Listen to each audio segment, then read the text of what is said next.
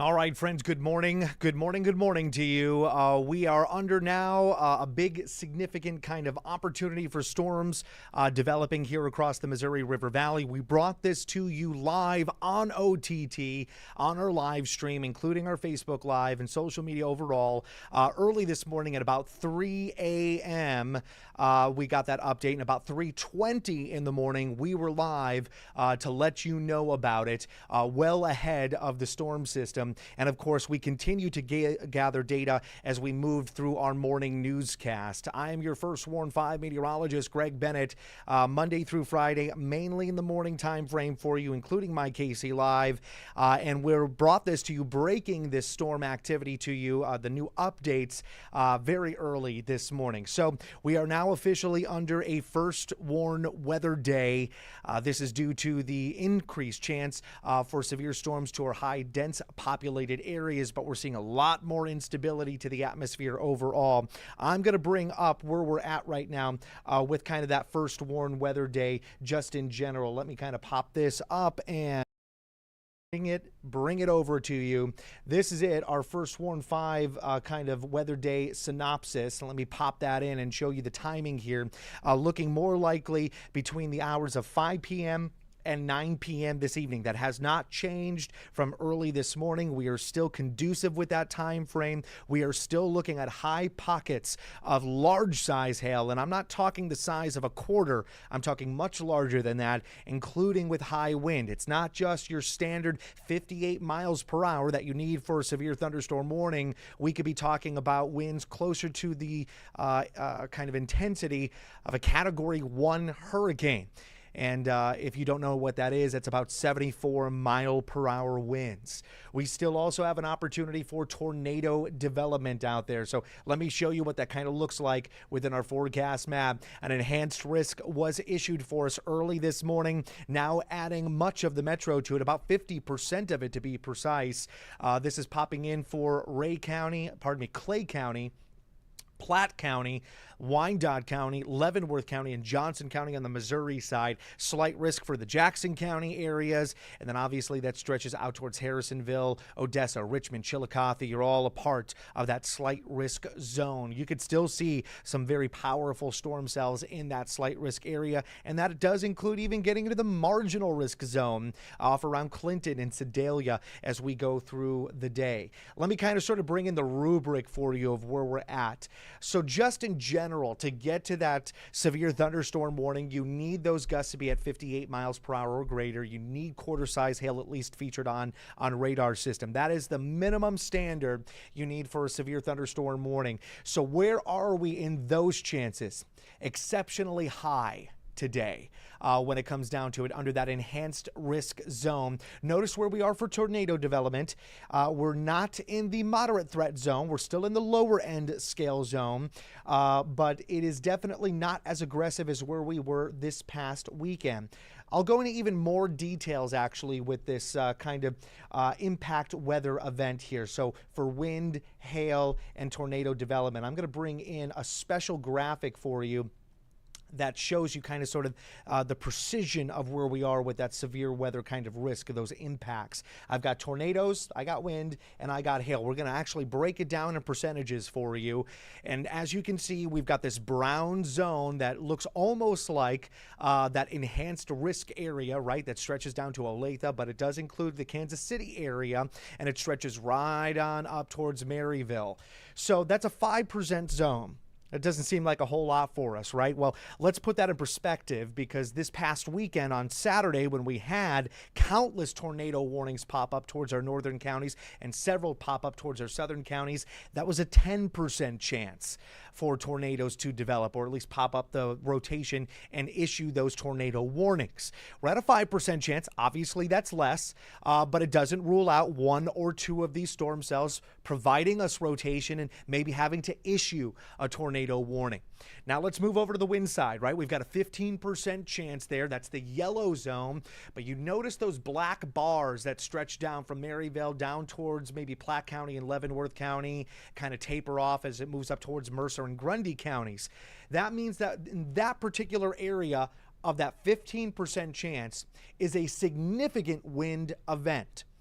What is a significant wind event? This means that we're not talking that 58 mile per hour standard we need for a severe thunderstorm warning. In those locations, we may be talking about wind gusts at 70 plus miles per hour.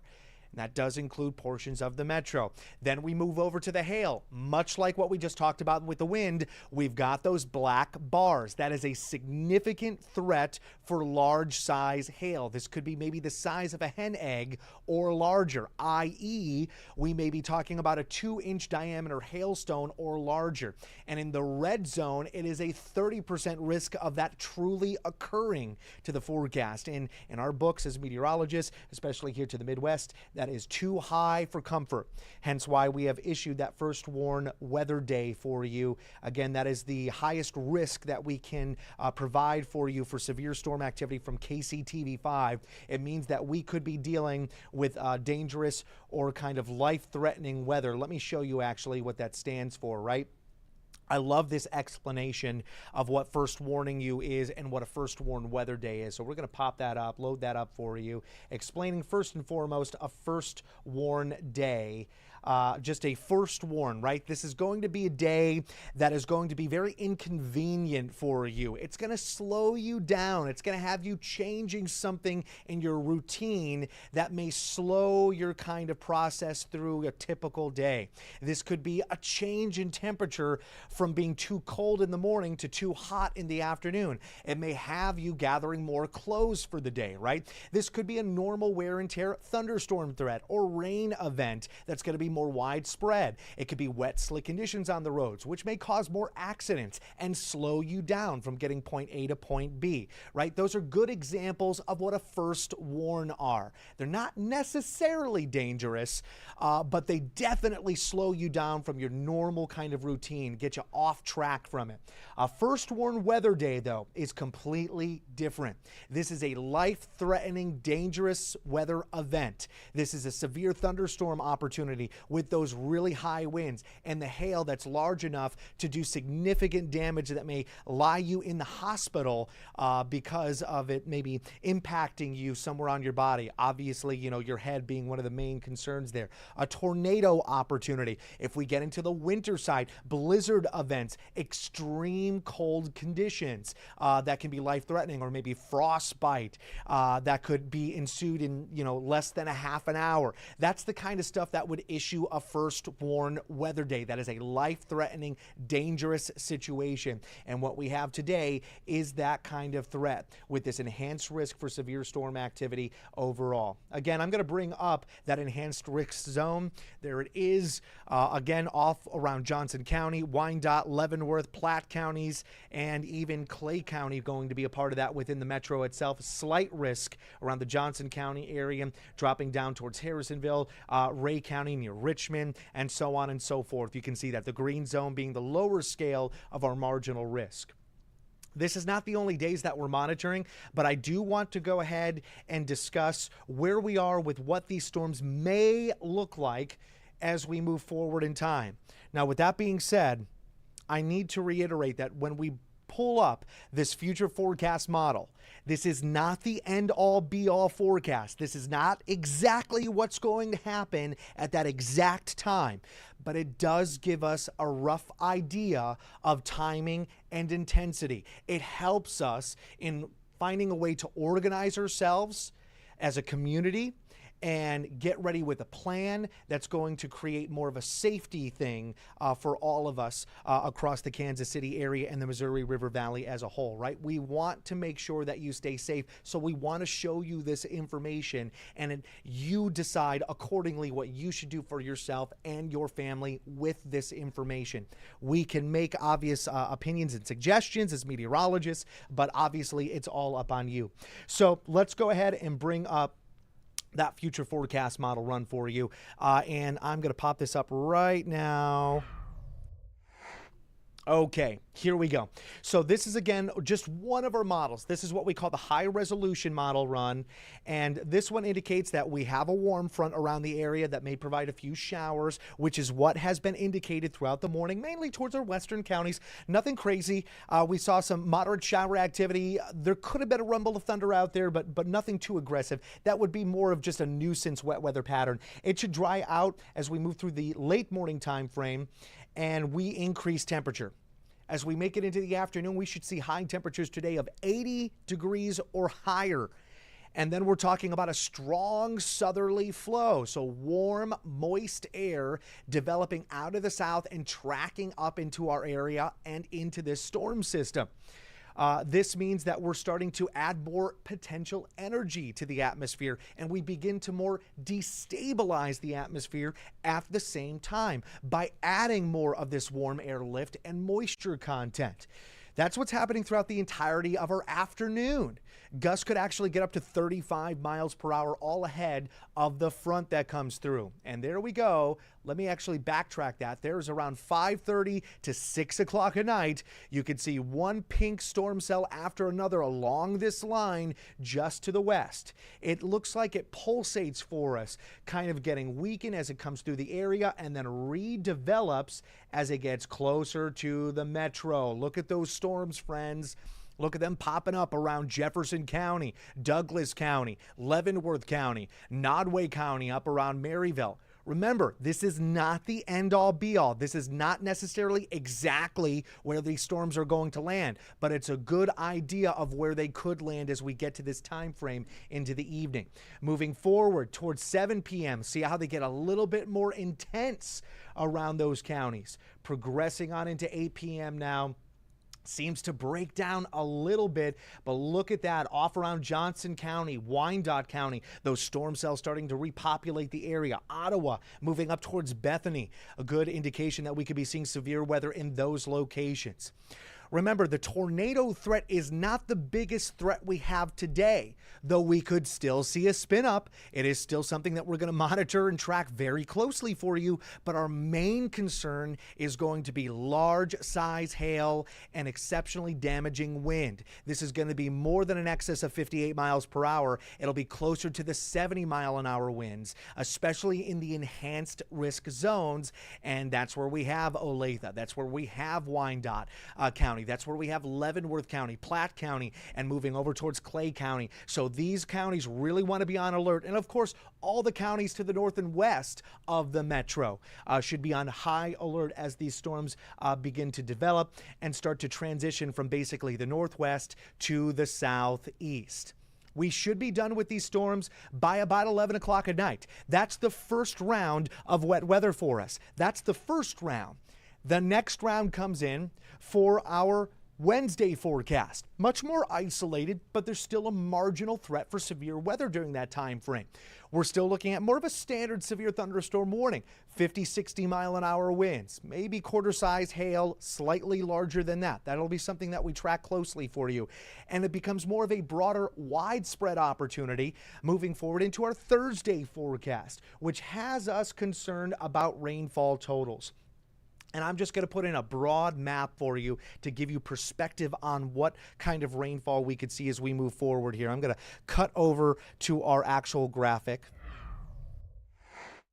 And there it is, showing you all these different colorations, right, of blues and purples and dark reds.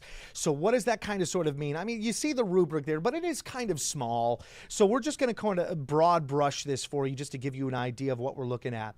You know, around 3/4 of an inch on average to the south, looking very, very plausible for us. Towards the metro, 1 to 2 more inches of rain. And then we have further north you go, 2 to 3 inches on average will be very common, with some areas getting well above 4 inches of rainfall. Now that is to take into consideration not one day, but going through today, tomorrow, and Thursday. So this is going to be a compilation of 3 days worth of rain that you're looking at. That's our rainfall totals and the forecast for those rainfall totals. This is the European model run. This is more of a conservative model that we use. Let me show you the American model run, because that is showing something a little bit more aggressive for us. Again, this is going to show you over the next 3 days how much rainfall we can see, and you can see how quickly we intensify that rain Wednesday night into Thursday, where it becomes more of a widespread opportunity for those scattered showers and storms.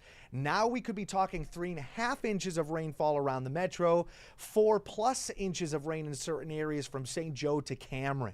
It's a lot of water. We need to put this in perspective. Think about this. We've had this wet weather already from this past weekend, already had flood warnings and flash flood warnings across the region. And for areas who didn't see those flood warnings, we saturated the soil already. So the soil is soaked up as much as it could. It's like a sponge, right? A sponge soaks up water. But if you keep pouring water in the bowl where that sponge is, it can only soak up so much. And what happens? Well, the water starts to rise above that sponge, and it continues and it continues. And then you get into flooding concerns. Right? So that's where we're at here. Now we're going to open up the gates here, if you will, for a lot of areas across the entire viewing area, not just one particular location, but now the entire viewing area, a threat to get into some flooding concerns out there. So definitely something that we need to watch out for. This is why we have first warned you and bringing you in that information. You know, we talked about this last night with Chief Meteorologist Luke Doris. I know he was on going, we're real close to that first warn weather day. I want more information. You know, Greg's going to have her back in the morning. I'm going to go ahead and send him a note to really look at this. And if something really starts to change, give me a call. That's what Luke Doris told me to do this morning. And when I saw that brand new information, I came in here at about 2:11 in the morning. I started seeing that new data and I'm going, whoa. This most definitely looks like a first warn weather day.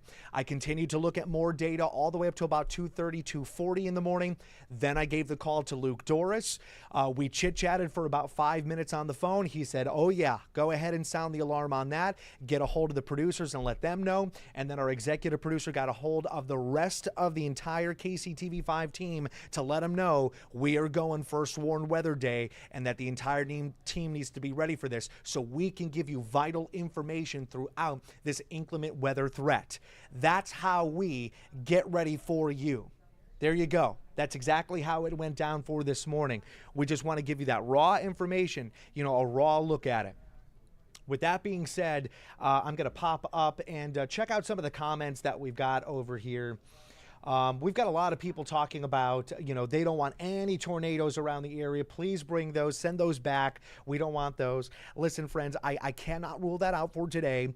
What I can tell you is that it is not necessarily as aggressive with the threat for rotation compared to this past weekend. That is some good news, but we still have the right ingredients for rotation. I don't think we may see, you know, 3 or 4 or 5 tornado warnings pop up at a time, which is what we saw on Saturday, but it's going to be more likely 1 or 2 pop up as we really get to the meat and potatoes of these storms, which is wind and hail and rainfall. That's what I'm mostly concerned with this particular weather event. All right. I have Lori Bruner. Lori Bruner just mentioned a very nice comment. I appreciate this comment. She said, thank you so much for keeping us updated. Well, I appreciate that. That's our job. That's what we want to do. I want to be on here to let you guys know. And, you know, even if I come in so early in the morning and I see this new this kind of new update, this new information, you know, it is literally in my body that I got to get on, you know, this over-the-top kind of method here and live streaming, get you that vital information ASAP. That way you know about it. And you know what? Maybe you could send this information straight to your friends and family when they wake up in the early morning. And then we're going to continue to keep you posted throughout the day, just like this, both on air and online and on live stream, right? So I really appreciate that comment, Lori. Thank you so much. A lot of people out there, you know, mentioning their friends and family, trying to get them to check out this live stream. And I think that's a great idea.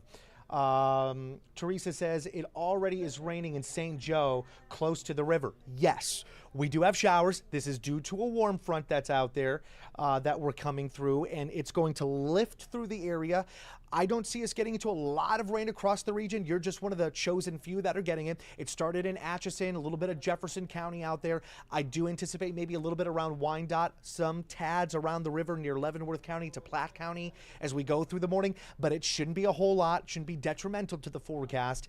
And then all of a sudden we're going to break down and you're going to see a lot more wind and you're going to get the heat of the day, and it's going to be muggy.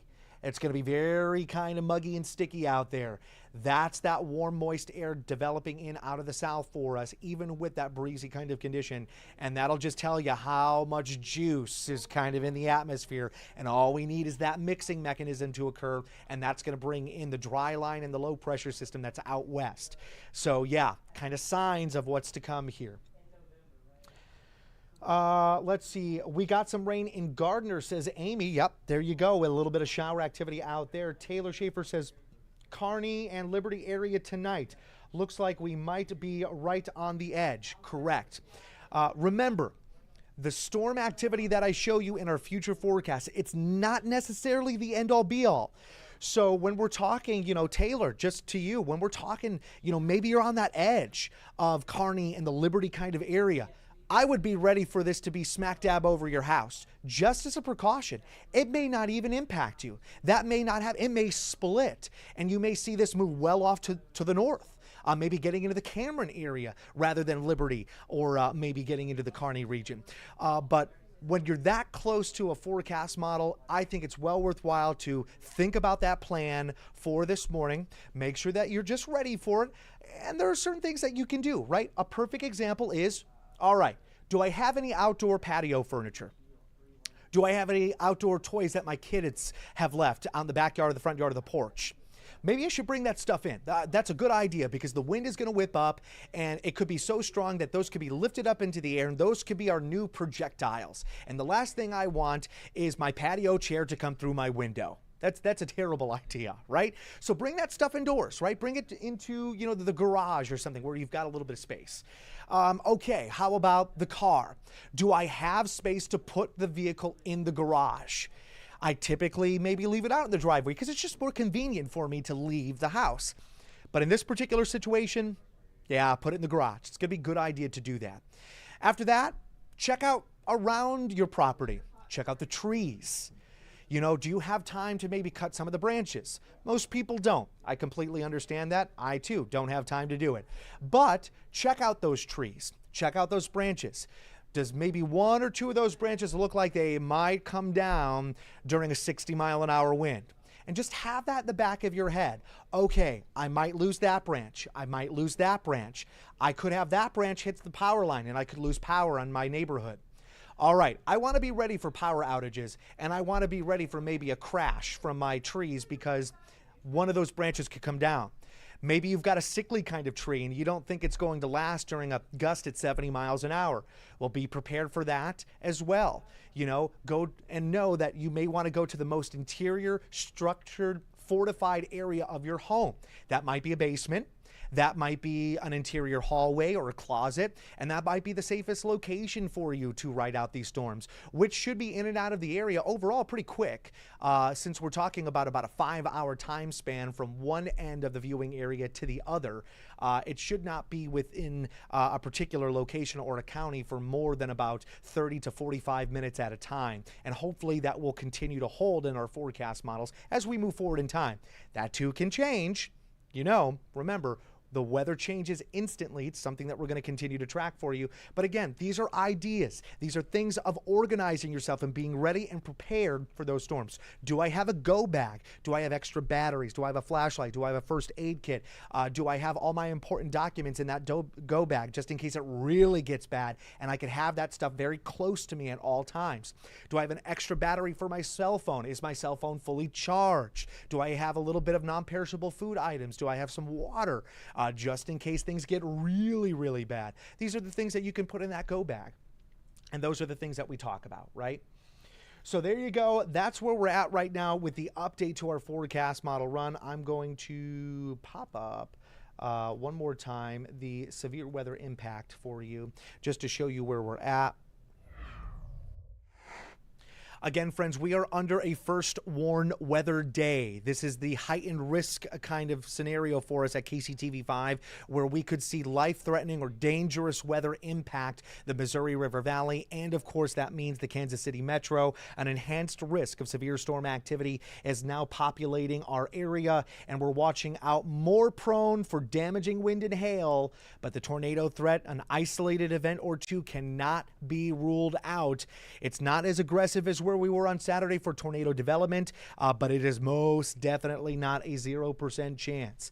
We're going to continue to monitor this closely. In the meantime, I'm going to have a wonderful shot of the plaza for you, showing you that those mid-level kind of cloud decks are starting to pop on through, bringing in a little bit of shower activity from Atchison County, moving over towards St. Joe, potentially getting over to the Gardner area as well. We've been seeing it in Jefferson County. That's the warm front that's lifting through the area.